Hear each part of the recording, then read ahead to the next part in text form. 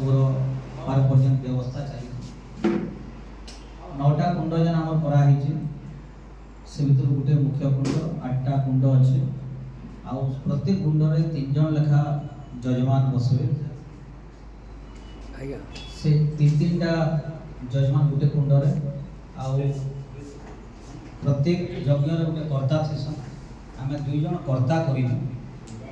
कारण से आरंभ शेष तक योगदान करता बाकी अच्छा जजमान से गोटे दिन कि बसुची कि 2 दिन बसुची कि 3 दिन बसुची किंतु कर्ता के आरंभ शेष तक यज्ञ आरंभ अंकुरारोपण लास्ट तक रहा पड़सी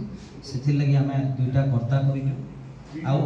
पहला थर लगी आम विगत वर्ष मान जो यज्ञ करूँ से कर्ता खोजवा लगे आम घर घर पूरा आम बहुत जावाक पड़ूला किंतु ई वर्ष आमर कर्ता पूरा फुल होगी यहाँ वेटिंग अच्छा आगे आमको कैंसी हिसाब से एडजस्ट कर दूँ से बहुत खुशी कथा है तो आउ जदि कुंड भी आमर पाखे थी 10टा 8टा आउ थी बोले भी कर्ता फुल हो जाती एतकी जजमान आमर पाखे अच्छा।